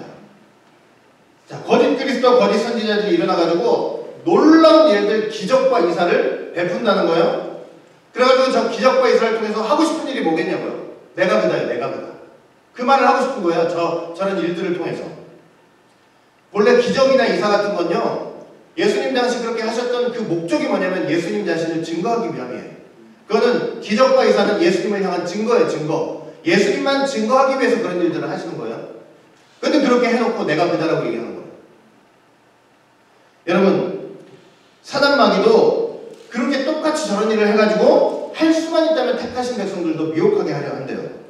그러니까 우리가 그런 놀라운 일을 봤을 때 어떻게 해야 돼요? 혹하면 되지 않겠죠? 혹하지 말고 놀라운 일을 봐도 그게 성령의 역사인지 악령의 역사인지를 구분하는 지혜를 갖고 있어야 돼요. 근데 여러분들한테 그 지혜가 있어요. 그 지혜가 뭔지 아세요? 이사야 8장 20절 보면 이런 말씀이 기록되어 있어요. 이사야 8장 20절 마땅히 율법과 증거의 말씀을 좇을지니 하나님의 말씀을 쫓아야 된다. 쫓을지니 그들의 말하는 바가 어떤 사람들이 이런 말을 하고 이런 행동을 해요. 그들의 말한 바가 이 말씀에 맞지 아니하면 그들이 정녕 아침빛을 보지 못한다. 그러니까 여러분 어떤 사람이 이런 얘기를 하고 이런 행동을 해요. 그런데 그게 지금까지 우리가 성경을 통해서 듣고 배웠던 그 말씀과 맞지 아니하면 그건 뭐라는 거예요? 그건 성령의 역사가 아니고 악령의 역사라는 거예요. 여러분들이 갖고 있는 지혜가 뭔지 아세요? 여러분들이 갖고 있는 성경이에요. 성경이 하나님의 지혜예요. 여러분 이 성경 하나님의 지혜를 가지고 이 성경에 비추어 보아서 그게 성령의 역사인지 악령의 역사인지를 구분할 수 있어야 되는 거예요. 할 수만 있으면 택하신 자들도 미혹하게 하려고 한대요. 그런데 사단은 그 목적을 이루지 못할 거예요. 하나님은 택하신 백성들을 절대로 사단 마귀한테 내어주지 않기 때문에. 요한복음 10장 28절 보면 내가 저희에게 영생을 주노니 영원히 멸망치 아니할 터이요 또 저희를 내 손에서 빼앗을 자가 없느니라. 절대로 하나님이 택하신 백성들은요 어떤 유혹을 해도 하나님께서 빼앗기지 않으세요. 그러니까 우리가 지혜를 가지고 볼 수 있어야 돼요. 누가 무슨 말을 하고 어떤 얘기를 해도 그게 성경에 나와 있는 얘기야? 성경에 예언된 일이야? 이걸 가지고 구분을 하지 못하면 다 홀라당 넘어가는 거예요. 그러면 성경을 좀 읽어야죠. 성경을 배우고 공부하고. 믿는 사람들이 성경을 읽지 않고 성경을 안 배우고 성경을 모르고 성경을 깨닫지 못하잖아요. 반드시 넘어갈 거예요. 여러분 이 안에서 우리가 교회 얼마나 많은 사람들이 교회를 다녀요. 나중에 분명히 구분이 될 텐데 어떻게 구분이 되겠어요? 하나님의 우리는 볼 수가 없지만 하나님 입장에서는 하나님이 택하신 자, 하나님이 택하시지 않은 자로 구분이 되겠죠? 우리가 알 수 있는 방법은 뭐냐면 성경을 읽고 성경을 배우는 자, 성경을 모르는 자가 나눠질 거예요. 하나님 믿는다고 하면서 왜 성경을 안 읽고 왜 공부를 안 하냐고요. 성경에 하나님의 뜻이 다 계시가 되어 있는데 하루에 한 장씩이라도 꼭 읽으시라고요. 하루에 한 장이라도. 하루에 한 장이라도. 25절 보면은 예수님께서 이런저런 말씀하시면서 다 뭐라고 하신 오늘 설교 제목이죠. 보라! 내가 너희에게 어떻게 했대요? 미리 말하였대요. 나 지금 너희들한테 다 말해줄게. 다 말해주되 어떻게 말해줬대요? 미리 말해줬대요. 미리 말해줬다. 모든 것을 너 미리 말했잖아? 그러니까 그 잊어먹지 말고 그 말한 거 성경에 다 기록되어 있으니까 미리 그렇게 말해준 거 성경에 다 기록되어 있으니까 부지런히 성경 읽으면서 그 말씀이 성취돼 나가는 역사를 좀 주시하면서 그걸 깨달으라는 얘기예요. 깨달으라. 그래서 진짜로 그런 일이 일어나거든. 이게 전부 다 이미 미리 말씀하신 대로 일어나고 있는 일이니 성도들은 걱정하지 말고 두려워하지 말라는 거예요. 말씀을 붙잡고 가는 거예요. 그러면서 다시 한번 당부를 하세요. 26절.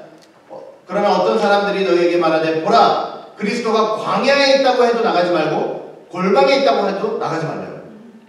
광야는 주로 옛날에 보면은 선지자들 예언자들이 일했던 터 아니에요? 광야? 그 광야에 있다고 하니까 뭐예요? 뭐? 그럼 나도 모르게 그건 하나님의 사람인가 보다 하고 나가는 거예요. 그런데 그리스도가 광야에 있지도 않고 골방에 있지도 않아요. 골방은 뭐예요? 골방은 은폐되고 밀폐되고 은밀한 장소죠? 은밀한 장소예요. 거기에 그리스도가 있다. 야, 다른 사람은 몰라. 다른 사람. 응? 다른 사람들은 영원히 깨닫지 못할 거야. 너만 와, 너만. 그리스도가 지금 저 골방에 계셔. 나하고 너만 아는 저 골방에 계셔. 신비주의, 비밀주의, 그리고 영지주의처럼 우리만 아는 비밀이야. 그리스도는 우리만 아는 비밀이야. 남들은 아무도 몰라. 우리만 아는 거야. 여러분 그곳에 그리스도가 있다고 여러분들 해도 믿지 말라는 거예요. 절대로 믿지 말라요. 왜? 그리스도가 어떻게 오느냐? 어떻게 오신다고 얘기를 했냐면 27절 보세요. 번개가 동편에서 나서 서편까지 번쩍임같이 인자의 마음도 그러하대요. 자, 동편에서 번개가 나서 서편에서 번쩍인 것처럼 인자의 마음도 그렇다. 저게 어떤 의미냐면 일단 기본적으로 뭐냐면 주님의 재림이 인간의 지혜와 판단으로는 도무지 예기치 못한 시점에 갑자기 이루어진다는 거예요. 번개가 번쩍하듯이 갑자기 이루어진다는 거예요. 인간이 상상할 수 없는 시점에. 그러니 그리스도가 여기 있다 저기 있다 하는 것은 뭐냐면은 자기들이 그 시기를 다 알아가지고 안다는 소리 아니에요. 근데 그럴 수가 없는 거예요. 재림의 시기는요 인간의 지혜로는 알 수가 없어요.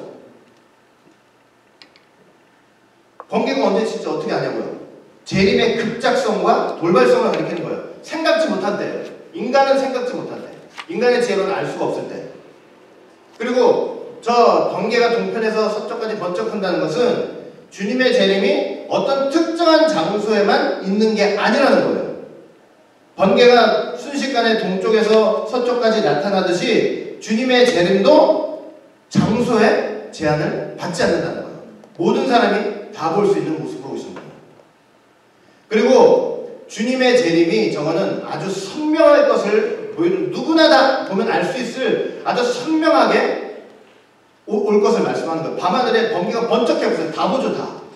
아주 선명하고 분명하게 올 것을 말씀하는 거예요. 여러분 하나님이 아브라함과 횃불언약을 체결하셨는데 고기를 쪼개놓고 한참 기다렸어요. 막 그 솔개가 오는 거 다 쫓아내면서. 근데 밤이 됐어요.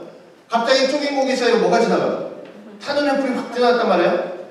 여러분 하나님이 사람들과 맺으신 언약 중에 이것처럼 분명하고 인간에게 선명하게 보여주신 언약이 없어요. 왜냐면 그 어두운 밤에 쪼개는 고기 사이로 타는 횃불이 확 지나갑니다.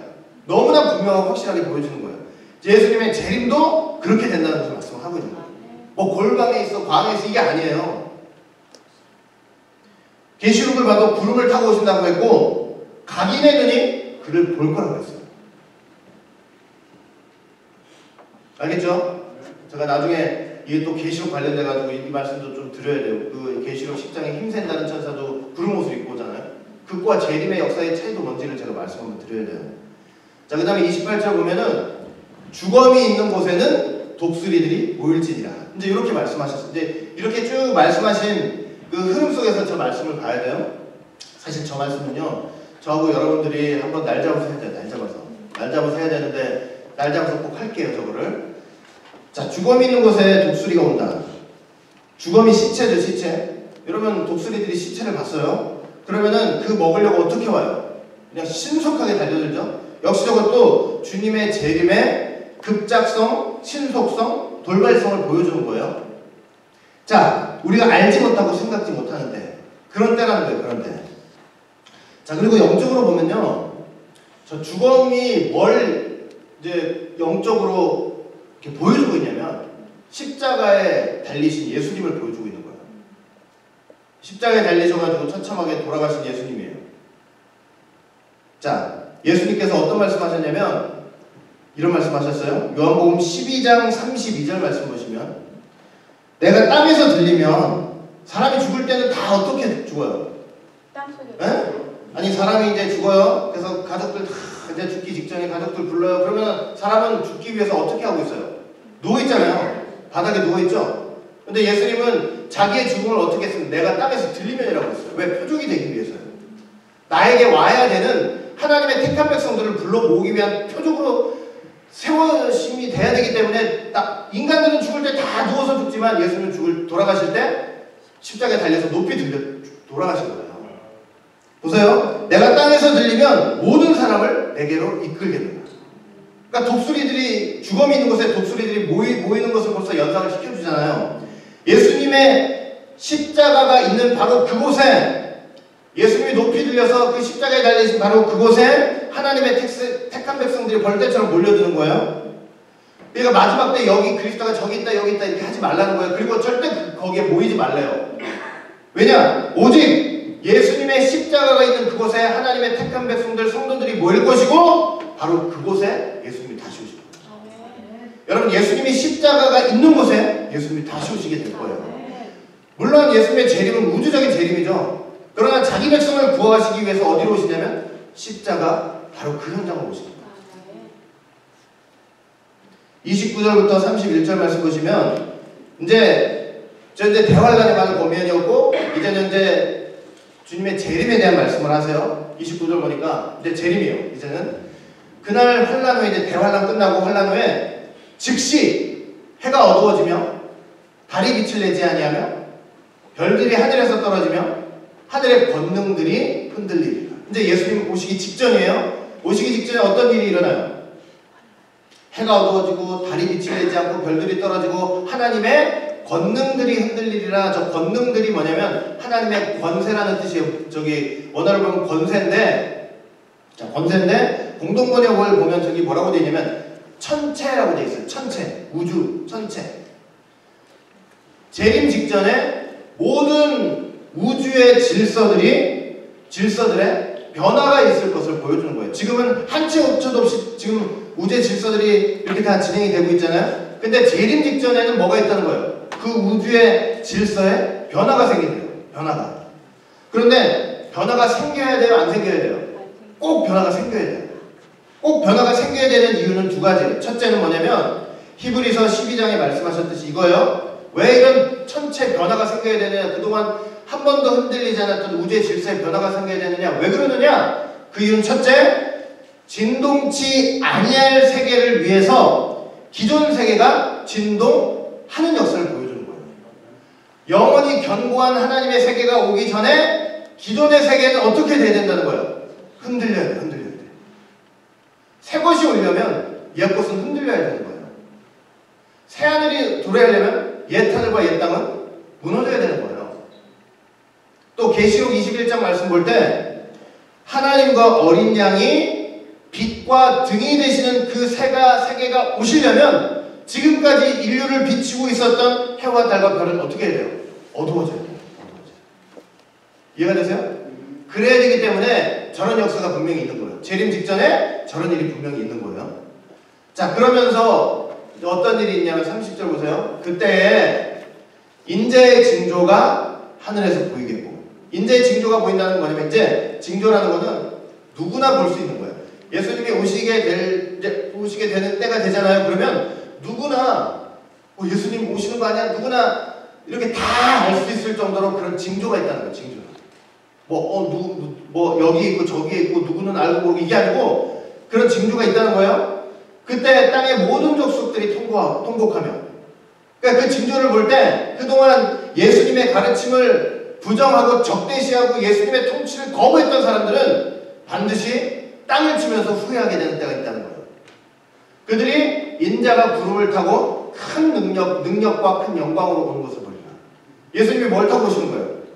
저 구름은 구약에 보면요, 구름이 어떤 걸 상징적으로 의미하냐면 구름은 하나님의 임재와 하나님의 영광이에요. 그러니까 예수님이 부름하고 오실 때 그건 어떤 의미냐면 바로 하나님 자신의 능력과 영광으로 오시는 것을 보여주는 거예요. 그렇게 오시는 거예요. 그렇게 내려오세요.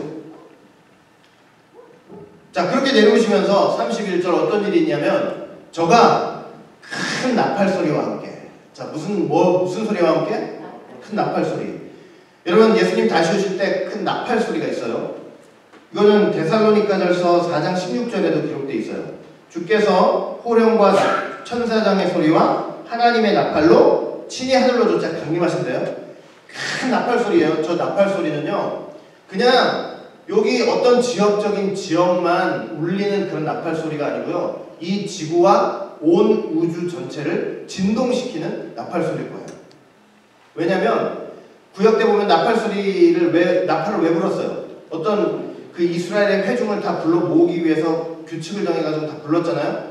이제 예수님이 오시는 이 현장에 온 우주 만물을 다 소집하는 나팔 소리, 천지를 진동하는 그 나팔 소리.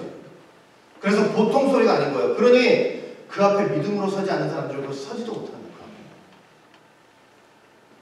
천사들을 보내가지고 어떻게 하신대요? 택하신 자들을 하늘 이 끝에서 저 끝에까지 사방에서 모신대요. 어떤 사람들을 모신다고요? 택하신 자들, 택하신 자들을 모시는 거예요. 여러분, 그래서 저 택하신 자들, 그러니까 부르신 자들을 모신다고 그러지 않았죠? 택하신 자들이에요. 많은 사람들한테 말씀이 선포됐겠지만 하나님께서 누구를 부르시냐면 그 중에서 택하신 자들. 성도의 가장 큰 행복이 뭔지 아세요? 성도의 가장 큰 행복? 택함 받았다. 택함 받았다. 그런 복이 있기 때문에 이 예수님의 재림 앞에 그렇게 그 앞에 우리는 모이게 될 거예요. 자, 그러면서 저런 재림의 역사가 있을 거라는 거죠. 그래서 저렇게 재림하실 때 이제 어떤 일이 일어나면 예수님 안에서 자던 자들이 먼저 일어나죠. 살아남은 우리도 깨어가지고, 살아남은 우리도 변화돼가지고 공중에서 주님을 맞아요. 공중에서. 자, 32절부터 마지막 51절까지는 뭐냐면 이제 여러 가지 말씀을 하시면서 이 종말의 시기, 이제 궁금한 게 뭔가요? 그럼 언제 재림이 있을 것인가? 종말의 시기에 대한 예수님의 교훈이 이제 나와요. 제일 먼저 하신 게 뭐냐면 무화과 나무 비유예요. 무화과 나무의 비유를 배우라. 그 가지가 연하여지고 잎사귀를 내면 여름이 가까운 줄 아나니 이와 같이 너희도 이 모든 일을 보거든 인자가 가까이 곧 문 앞에 이런 줄을 알라. 자, 보세요. 지금 무화과 나무 비유를 통해서 말씀하셨죠? 무화과 나무가 이제 가지가 부드러워지고 잎사귀를 내면 뭐가 가까웠다는 걸 알라는 거예요. 여름이 가까웠다는 걸 알라는 거죠. 자, 저 말씀이 뭐냐면 그와 마찬가지로 이 주님의 예언의 말씀이 이 종말의 시간 속에서 하나하나 성취되는 것을 보거든. 이거예요. 가지가 연하여지고 잎사귀를 난다는 건 뭐냐면 하나하나 주님의 말씀이 성취되는 것을 깨닫는 거예요. 그러니까 여러분들 제 삶 속에 뭐가 있어야죠? 반드시 저 무화과 나무 가지가 연하여지고 잎사귀를 내는 때를 반드시 여러분들 목도할 수 있어야 돼요. 말씀이 성취되는 때를 목도할 수 있어야 돼요. 그렇게 되면 인자가 이제 곧 문 앞에 이른 줄을 너희들 깨달으라 알라. 이건요, 성경을 읽는 사람만이 알 수 있는 거예요. 그리고 성경을 깨닫는 사람들만이 알 수 있어요. 주님의 말씀에 관심을 가지고 그 말씀의 성취를 주시하는 사람들만 알 수 있는 거예요. 그러다가 이제 종말이 가까웠다. 근데 종말이 가까웠다 해도 몇 년 몇 월 몇 시를 아는 거예요? 그건 절대로 그렇지 않아요. 그날과 그때에 대해서 예수님이 분명하게 말씀하셨어요. 아무도 모른대. 아무도 모르나니 하늘의 천사들도 모르고 아들도 모르고 누구만 아신대요? 아버지만 아신대요. 여러분, 그날과 누구도 모른다고 했냐면 천사들도 모른대요. 여러분, 천사들 다 알 것 같죠? 천사들은 다 알 것 같지 않아요? 다? 근데 천사들도 다 알지 못해요. 천사들도 절대로 다 알지 못해요. 천사들이 엄청난 일을 하지만요, 천사들은 제가 수요일에도 말씀드렸지만 천사들은 뭐예요? 사실 하나님의 심부름뿐밖에 안 되는 거예요. 종이에요, 종. 계획은 누가 다 알고 계세요? 하나님 자신이 알고 있는 거죠. 하나님 자신만 알고 있는 거고, 그 계획을 실천하는 데 있어서 하나님이 천사를 종으로 부리시는 거예요. 그러니까 종은 하나님의 심부름은 하지만 그 심부름을 하는 하나님의 계획과 작정과 예정을 하나도 모르는 거예요. 그 예수님이 이 땅에 오시기 전까지는요, 천사들도 뭘 모르고 있었냐면 예수님을 이 땅에 보내셔가지고 하나님이 타락한 인류를 구원하신다는 사실을 천사들도 사실 모르고 있는 거예요. 언제 알게 됐느냐? 골로새서 1장 26절 말씀대로 만세와 만대로부터, 이 비밀이 만세와 만대로부터 오므로 감추었던 것인데 이제는 그의 성도들에게 나타났고 할 때 천사들도 그때 알게 되는 거예요. 자, 그리고 하나님께서 또 종말에 대한 계획을 갖고 계실 거 아니에요? 그 종말에 관한 계획도 천사들은 알지 못해요. 이해가 되시죠? 그래서 베드로전서 1장 12절 말씀 볼 때 천사들도 살펴보기를 원한다 이렇게 얘기를 한 거예요. 그러니까 천사들도 몰라요. 천사들도 알지 못해요. 아시겠죠? 아들도 모른다고 했어요. 제가 저거 공부했죠? 아들도 모른다는 게 말이 돼야 안 돼요. 아들은 저 누구를 가리키는 거예요? 예수님인데 예수님도 그날과 그때를 모른다? 저것 때문에 얼마나 많은 분란이 있고 많은 논쟁이 있습니다. 아들도 모른다. 근데 제가 저거 설명드렸어요. 저건 예수님의 인격을 알지 못하면 이해가 안 돼요. 예수님의 인격. 여러분, 그리스도 안에는 두 본성이 결합돼가지고 한 인격을 이루신다고 그랬죠. 그 두 본성이 뭐라고 그랬어요? 인성과 신성이라고 말씀드렸어요. 그런데 이 두 본성, 인성과 신성이 혼합되거나 변질되거나 누구에게 흡수되거나 그런 일이 있어요, 없어요? 그런 일이 없이 그 각각 고유한 속성들을 그대로 간직한 채 하나로 결합되어 있는 거예요. 바로 이거예요. 여기 아주 뜨거운 물이 있고 아주 찬물이 있어요. 각각의 성질이 다르죠? 근데 그걸 합치면 어떻게 돼버려요? 미지근하게 되죠? 인성과 신성이 한 인격 속에서 결합되어 있다는 그런 의미가 아니에요. 굳이 얘기한다면 찬물은 찬물대로, 뜨거운 물은 뜨거운 물대로 한 인격으로 연합이 되는 거예요. 각각의 속성들을 그대로 가지고. 그러니 아들도 모른다고 했을 때는요, 예수님이라는 한 인격 속에서 어떤 측면에서 말씀하시는 거예요? 전 인성적인 측면이에요. 인성적인 측면. 아들도 모른다고 하는 거예요. 그것은 아마 하나님의 뜻을 이루기 위해서 하나님께서 인간에게 필요한 걸 계시하는 그 차원 속에서 저렇게 말씀하셨을 거예요. 인성은 인성적인 표현이 성경에 많이 나오죠. 뭐 자라며 강하여지고 키가 자라며, 이거는 하나님이 이렇게 될 수는 없잖아요. 30세쯤 되니라 하나님한테 연대가 없는데, 피곤하여 목마르다 줄이신지라 다 하나님이신 예수님이지만 인격, 그러니까 인성에 관련된 말씀이에요. 근데 이런 표현도 있어요. 하나님께서는 사람을 의지하지 않는데 사람의 성이는 것을 다 하신대요. 그럼 그건 또 뭐예요? 그건 신성이에요. 이해가 되시죠?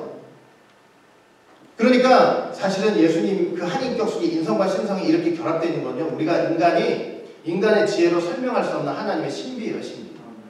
어떻게 그때를 모르신다고 하는 인성과 모든 걸 다 아시는 신성이 한 인격 속에 결합되어 있느냐, 그건 신비예요. 신비. 그리고 하나님의 뜻과 하나님의 계획과 이 사람들에게 계시를 드러내주는 그런 모든 고려들을 해가지고 저렇게 말씀을 하시는 거예요. 이해가 되세요? 네, 아들도 모른대요. 그러니까 아들도 모른다는 걸 통해서 우리에게 사실은 해주고 싶은 말은 뭐냐면, 아들도 모르는 걸 누가 안다고 그러면 그건 다 뭐겠어요? 그건 가짜인 거예요. 가짜. 그래서 누구만 아신대요? 아버지가. 창세전에 모든 걸 계획하셨다는 아버지만 아시는 거죠. 자, 그 다음에 37절 보시면, 그러면서 또 어떤 교훈을 하시냐면 노아 때를 들고 말씀을 하시는 거예요. 노아의 때와 같이 인자의 맘도 그러하리라. 홍수전에 노아가 방주에 들어가던 날까지 사람들이 먹고 마시고 장가들고 시집가고 있으면서 홍수가 나서 저희를 다 멸하기까지 깨닫지 못하였으나 인자의 맘도 이와 같으리라. 이제 홍수 시대를 통해서 종말의 시기에 대한 교훈을 하시는 거예요. 홍수 전까지 어떻게 했대요? 사람들이 먹고 마시고 시집가고 장가들고. 저 말씀은 먹고 마시고 시집가고 장가들고 라고 하는 것이 죄라고 얘기하시는 게 아니에요. 심판이 되기 직전까지 종말에 대한 것을 전혀 깨닫지 못하고 아무런 준비도 하지 못하고 있었다는 것을 책망하시는 거예요. 그러면 이미 다 말씀해 주시는데 왜 아무것도 깨닫지 못하고 저렇게 일상을 지내고 있어요? 왜 그랬겠어요? 그 말씀을 다 주셨는데 그 말씀에, 그 계시의 말씀에 주목하지 못하고 있었던 거예요. 성경을 왼수처럼 생각하는 거예요. 왼수처럼. 성경을 왼수처럼 생각하고 읽지도 않고 깨닫지도 않고 배우지도 않으니까 저런 일이 일어나는 거예요. 여러분, 믿는 사람들이 다른 거 없어요. 믿는 사람들이라고 해서 똑같아요. 똑같아. 성경 읽지 않고 알지 못하면요, 결국 노아 때 저 사람들하고 똑같이 되는 거예요. 똑같이. 심지어 그들은 홍수가 나서 죽는 상황 속에서도 깨닫지 못했대요. 우리 콧구멍에 들어서 죽고 있는데 이게 종말이고 마지막이고 하나님의 심판인 걸 못 깨닫는다. 그러니까 왜 우리는 죽을 때쯤이면 다 깨달을 거라고 생각하지만 절대 그렇지 않다는 거죠. 못 깨달을 때는 어떻게 못 깨달아요? 죽는 순간까지도 못 깨달아요. 죽는 순간까지도. 주님이 뭐라고 말씀하시느냐? 인자의 임함도 그와 같다. 자, 40절 보시면 뭐라고 하시냐면 그때 두 사람이 밭에 있음에 하나는 데려감을 당하고 하나는 버려둠을 당할 것이요. 두 여자가 매를 갈고 있음에 하나는 데려감을 당하고 하나는 버려둠을 당할 것이다. 그러니까 종말의 시기를 생각하면서 저런 일이 있다는 거예요. 근데 재미있는 게 뭐냐면 자 보세요. 저거는 그냥 한 사람은 구원받고 한 사람은 버림당하는 이건 시각으로 보면 안 되고요. 그런 시각으로만 보면 안 되고 자 한번 잘 보세요. 빨간 거 제가 해놓은 거 보세요. 두 사람이 다른 밭에 있었어요? 같은 밭에 있었어요? 네. 두 사람이 같은 밭에 있어요. 두 여자가 다른 일을 하고 있었어요? 같은 일을 하고 있었어요? 그렇죠? 똑같이 한 교회 다니면서 똑같은 일을 하고 있는 거예요. 그런데 그 중에서 한 사람은 데려가고 한 사람은 버림당하는 거예요. 다른 일, 나는 교회 있고 저 사람 세상에 있기 때문에 버림당하고 데려가고 이게 아니에요. 같은 밭에서 같은 일을 하고 있다가 누군 취하여가고 누군 버림을 당하는 거예요. 이해가 되세요? 그러니까 뭐냐면 여러분 내가 교회 나온다 일한다 이러지만 사실은 그 안에서 그렇게 교회 나와가지고 일하고 있는 그 안에 그 사람 마음에 누가 일하고 계셔야 돼요? 진짜로 성령이라고 계셔야 돼요. 성령님이 일하고 계셔가지고 그 성령님이 일하고 계셨던 그 사람이 결국은 데려감을 당하는 거예요. 그러니까 우리가 여러분 신앙생활 할 때 정직하게 내 자신을 보세요. 내가 지금 교회 나와서 이렇게 하고 있는 거 내 안에서 지금 성령이 하시는 일이냐 그냥 내가 습관적으로 하고 있는 일이냐 정직하게 한번 생각해보세요. 42절부터 44절 보면 깨어있으라 어느 날 너희 주가 임할는지 너희가 알지 못함이니라. 너희도 아는 바니 만일 집주인이 도적이 어느 경점에 올 줄을 알았다면 깨어있어 그 집을 뚫지 못하게 하였으리라. 이러므로 너희도 예비하고 있으라. 생각지 않을 때 인자가 오리라. 주님의 교훈이 뭐예요? 결국은 깨어있으라 예비하고 있으라. 제가 무디가 한 얘기를 한번 읽어드린 적이 있죠. 우리에게 다가오는 최종의 날이 언제인지 모르지만 하나님의 은혜 가운데 감추어져 있다. 그것이 감추어진 이유는 우리로 하여금 그날 주의 깊게 옳게 살도록 하는 데 있다. 이 말 이대로입니다.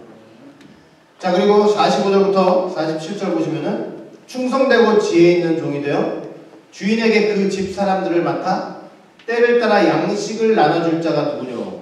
주인이 올 때 그 종이 이렇게 하는 것을 보면 그 종이 복이 있으리로다. 내가 진실로 너희에게 이르노니 주인이 그 모든 소유를 저에게 맡기리라. 그러니까 종말을 준비하면서 종말의 시기에 대해서 예수님이 교훈하면서 사람들한테 요구하시는 게 뭐예요?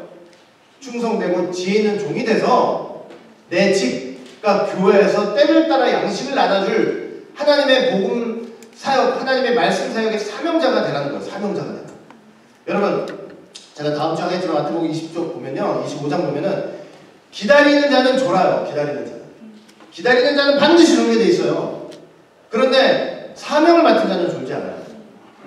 기다리는 자는 저 신랑이 올 거를 기다리는 자는 10명이 다 졸고 잤죠?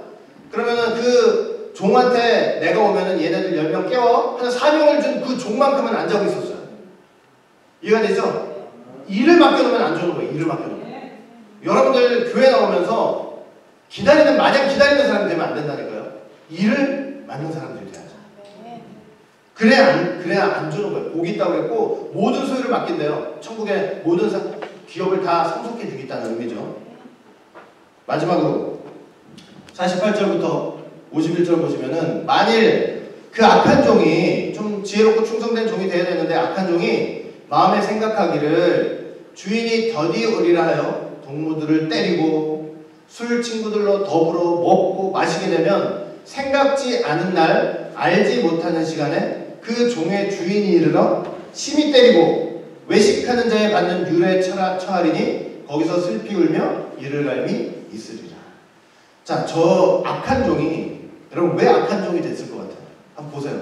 악한 종이 왜 악한 종이에요? 악한 일을 해서 악한 종이 아니에요. 무슨 생각을 했기 때문에 악한 종이 됐어요? 주인이 더디오리라. 여러분, 주인이 더디오리라 라고 생각하는 그 사람들은 결국 다 악한 종이 될 거예요. 더디올 것이다. 나 이거 놀고 저거 놀고 요거 하고 그 다음에 천천히 올 것이다. 그 순간 그 사람은 악한 종이 돼요. 주인이 더디오리라고 생각하는 순간 악한 종이 돼요. 친구들하고 놀면서 술 먹고 때리고 그러고 사는 거예요. 악한 종은, 저런 생각을 하는 악한 종은 반드시 방종의 삶을 살게 돼요. 방종의 삶. 주인이 잃었을 때 심히 때리고 외식하는 자들, 가증한 사람들이 받는 그 처벌을 받게 될 것이고, 통곡하면서 일을 하면서 울게 될 것이다. 이렇게 말씀을 하고 계시는 거예요. 자, 결론적으로 이거예요. 예수님께서 지금 다 우리에게 다 주셨어요, 안 주셨어요? 다 미리 다 말씀해 주셨어요. 다 미리 말씀해 주셨다는 말이 얼마나 무서운지 몰라요. 하나님의 심판대 앞에 가서 왜 그거 이렇게 준비를 못하고 있었어? 그러면 저 들은 적이 없는데 얘기할 수가 없는 거예요. 미리 다 말씀을 해주셨기 때문에. 말씀이 있기 때문에. 그러니까 여러분들 부지런히 성경 읽으면서 배우면서 정말 내가 이 시대에 어떻게 생각하고 어떻게 살아야 될지를 진지하게 고민하고요. 이 신앙생활하는 거를 간단하게 생각하지 마시고 정말로 하나님을 사모하는 마음으로 진심으로 신앙생활 하시길 바라겠습니다. 진심으로 경건한 삶을 사시고 교회에 충성하시는 여러분들 되시기를 주의 이름으로 축원하겠습니다. 기도합니다.